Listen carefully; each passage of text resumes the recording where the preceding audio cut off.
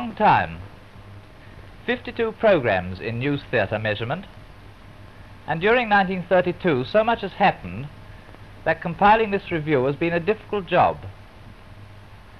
We've divided the year into 4 periods, and the first of these was full of tragedies. There was the loss of the M2, the Dartmoor mutiny, the kidnapping of the Lindbergh baby, and the war in Shanghai. As a spectacle, there was the opening of Sydney Bridge. For records, there was Sir Malcolm Campbell's 253 miles per hour at Daytona. The Grand National went to Forbra, very much an outsider, while the boat race was won by the favourites, Cambridge. And the cup final was won by a goal that was no goal, as proved by Movietone.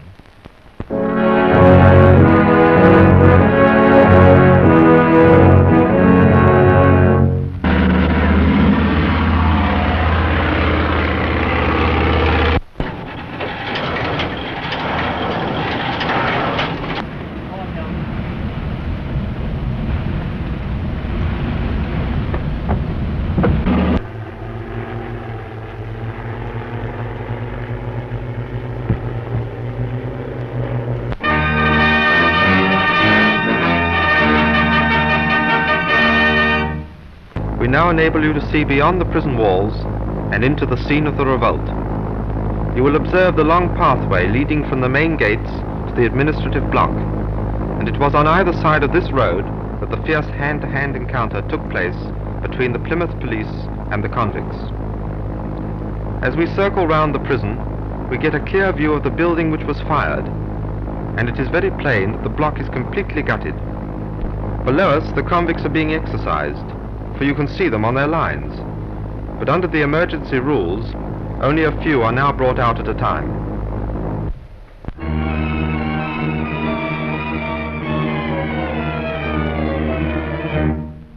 Here you see Japanese Marines arresting suspected snipers and shopkeepers who stayed behind too long as the invaders advanced. Specially strict measures are meted out to those prisoners on whom weapons are found, but for the most part, the few hundred taken were harmless Chinese merchants.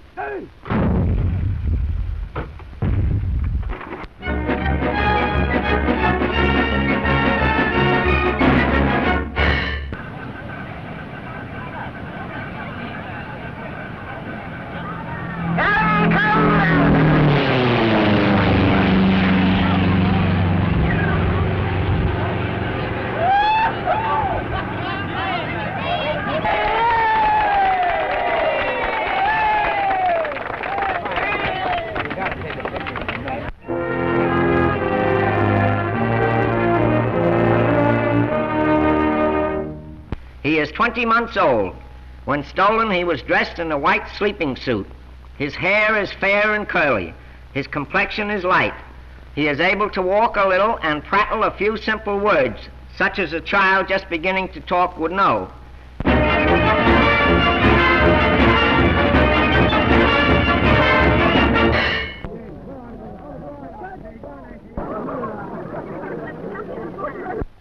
Here's Egremont and Forbra taking the canal turn jump, side by side.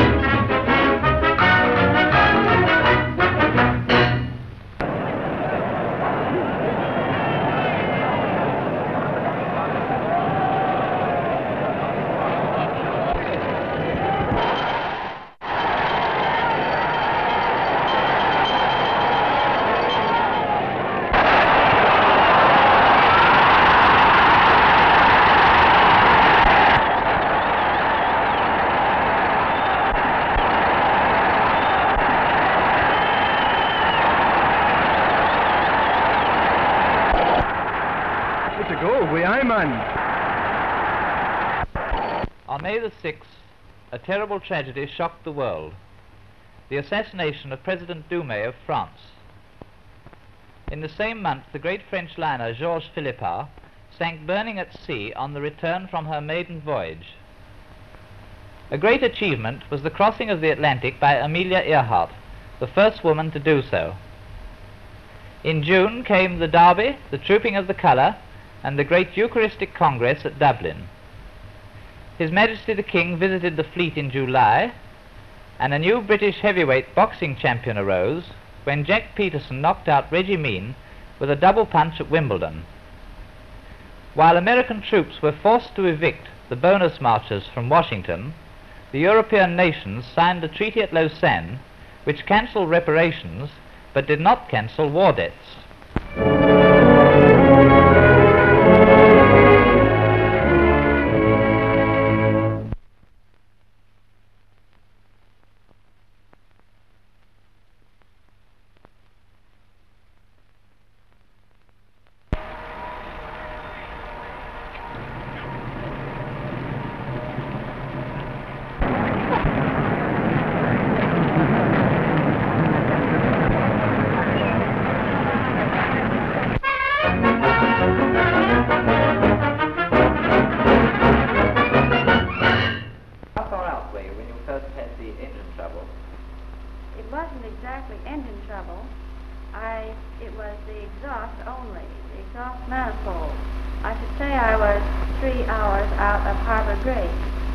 Where did you actually make your landing, Miss Earhart?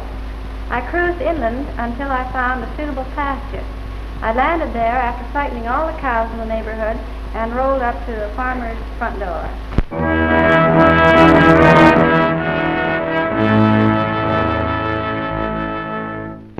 The 17,000-ton French luxury liner Georges Philippard has caught fire as she enters the Gulf of Aden, homeward bound from her maiden voyage to the Far East.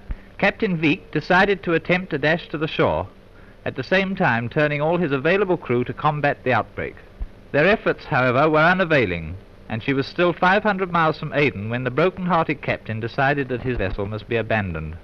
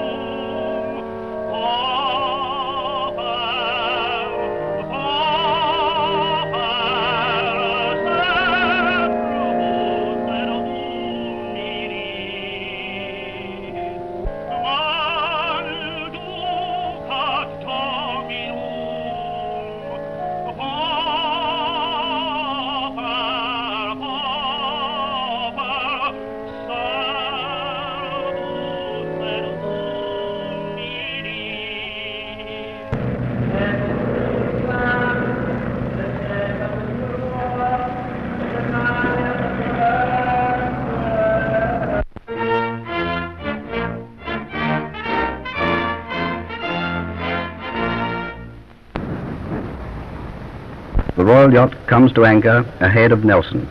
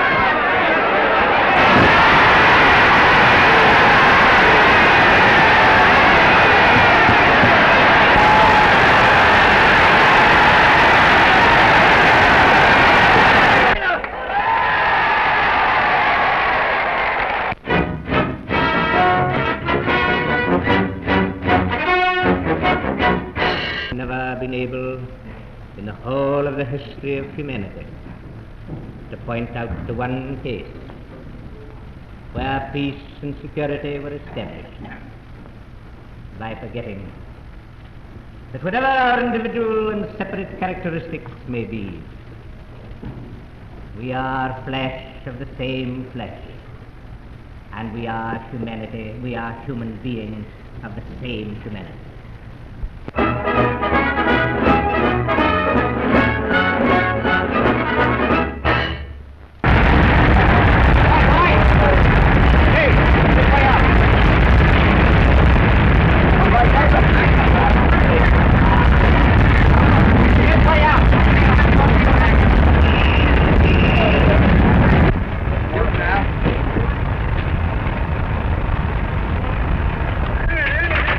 Bring him out, Arthur. This way.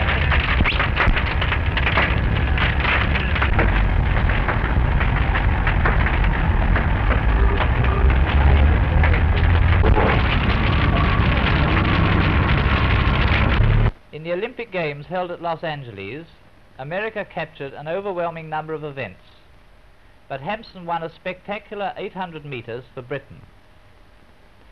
Professor Piccard ascended into the stratosphere in August. A month before, there was an eclipse of the sun. Mollison flew solo to America, whilst at Ottawa, the nations of the empire signed a pact which brings the ideal of free trade within the empire a step closer. K. Don at Detroit failed to wrest the Harmsworth Trophy from Garwood. And at home, Brooklands witnessed a terrible fatality when Clive Dunfee crashed in the 500 miles race. A world boxing title was won for Britain by Jackie Brown, who beat Perez for the Flyweight Championship.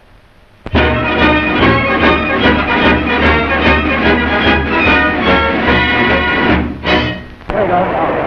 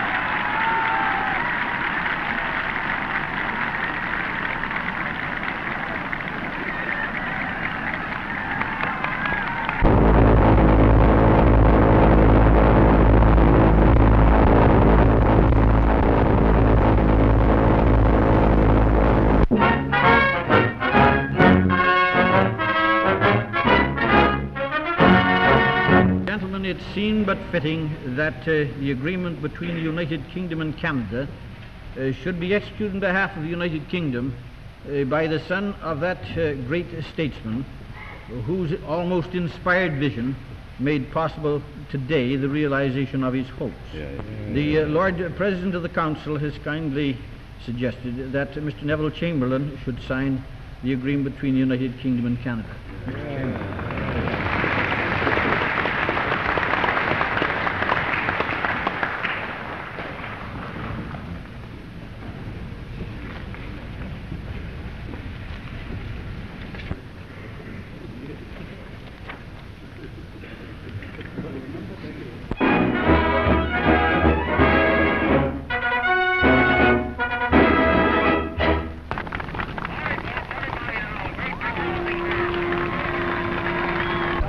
I've just been married a short time, so... Repeat that again, Captain.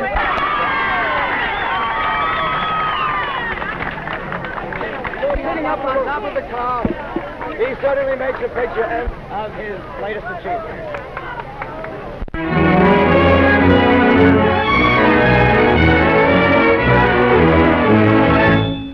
comparatively small moon is so placed that it is just possible for it to hide the colossal surface of the sun, and as a shadow only 100 miles wide is thrown, it can only be seen from a small area on each occasion.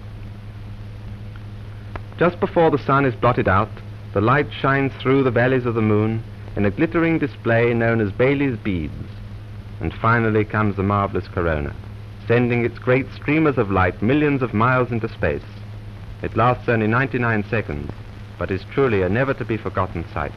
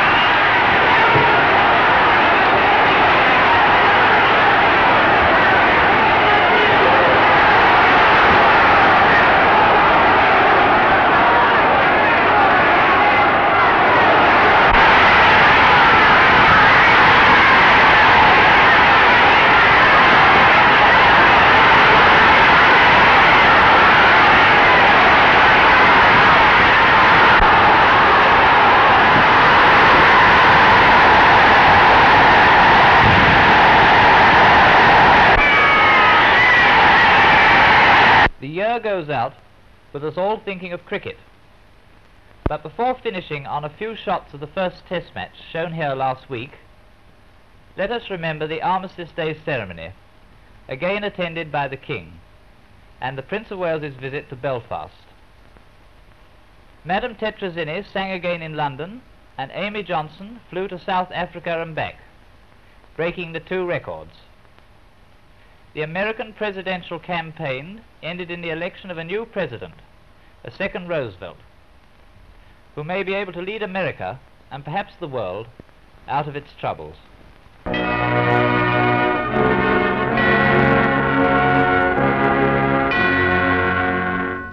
The King lays his wreath, and the hour of 11 approaches with its signal of worldwide remembrance.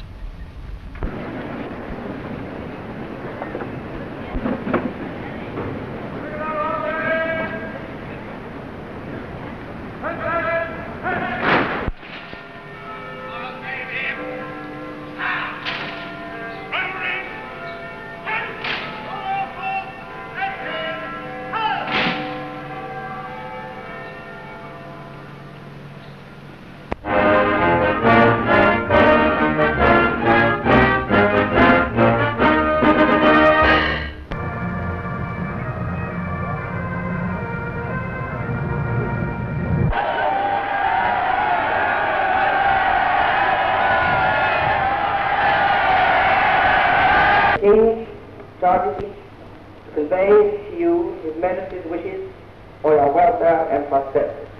And it is his earnest prayer that you will meet all those difficulties which confront the whole world, as well as your own special problems, with the courage, tenacity, loyalty, and devotion which have always characterized the men of Northern Ireland and have made them famous in the annals of the Empire.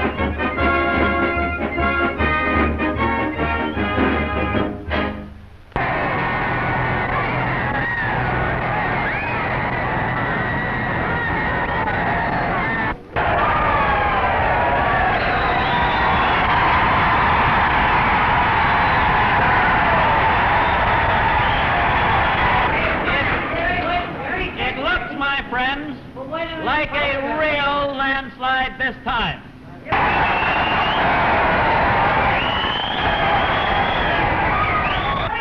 Let me thank you again and tell you that I hope to see you all very soon and bid you an affectionate good night.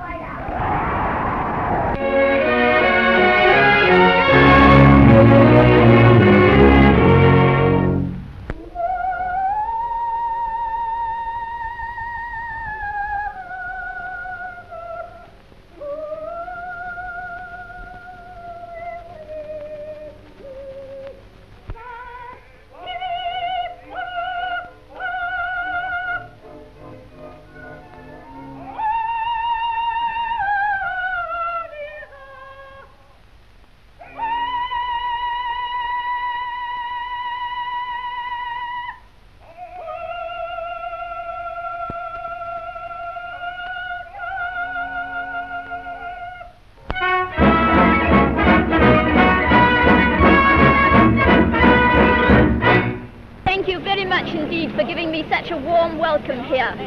I simply haven't words to tell you how glad I am to be back in London.